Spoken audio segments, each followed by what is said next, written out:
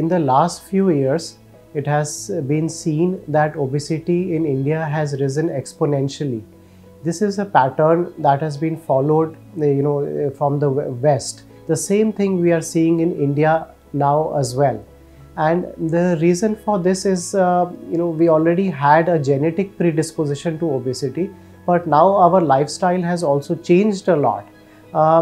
Within the last few years, and the years you mentioned, there have been a lot of change, particularly with the COVID coming in. Our lifestyle has become sedentary. A lot of people are working from home.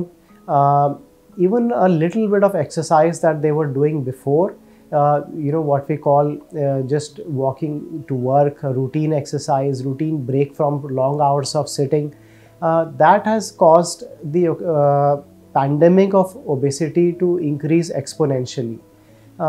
So this is where we need to treat it right at this time.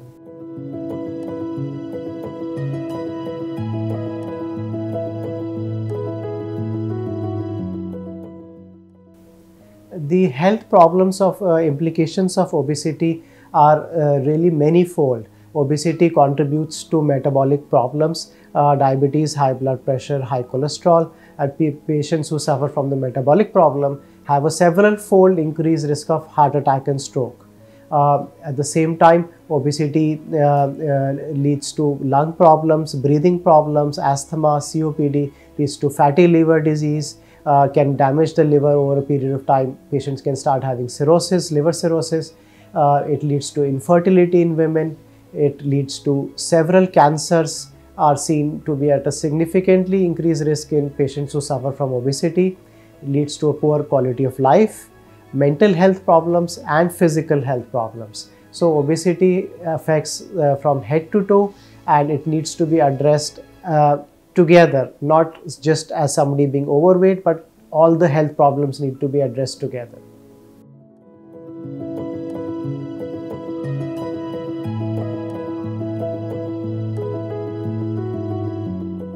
Any treatment for obesity will start with a change in the lifestyle.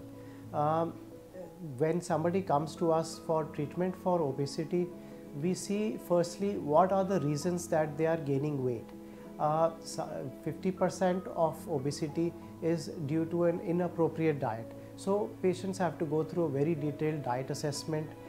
We see what are the modifications that can be made in the diet, what all improvements can be made, and they need to be followed on a structured basis, weekly basis, to see how they have made the changes and how things are improving. But that is not the only thing. Apart from diet, physical activity, the WHO recommended guidelines of exercising 30 minutes 5 days a week. That is something that should be done by everyone. So these are some steps that need to be followed by anyone, even if whether they're 5-10 kgs excess weight or whether they're 50-60 kg excess weight. When the weight becomes 20 to 30 kg excess weight and people start having health problems associated with obesity, such as diabetes, high blood pressure, that is when we go ahead and we don't talk only about diet and exercise. We see if there are some medicines that we can prescribe them to, say, help lose weight and treat diabetes at the same time. And there are endoscopic options, and there is bariatric surgery.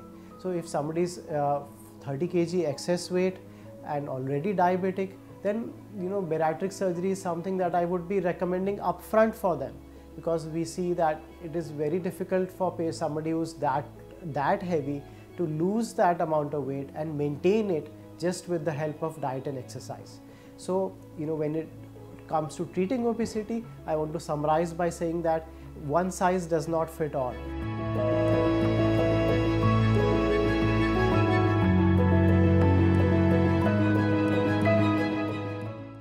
Childhood obesity is also becoming very common.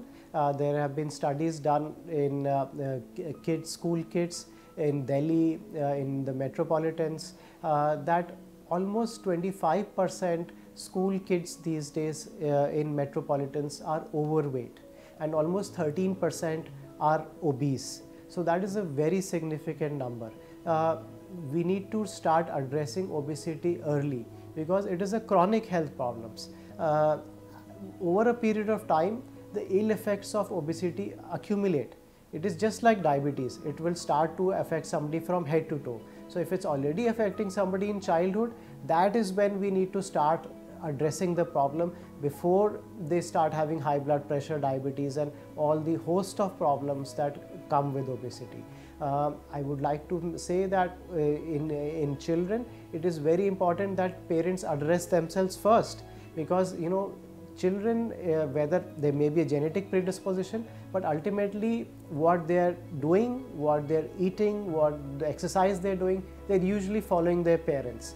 So please don't blame children. There may be a lot of room for correction in the lifestyle, the habits of the parents themselves first, and with kids we have to be very careful that we don't start blaming them. We start addressing it as a problem and start treating it early.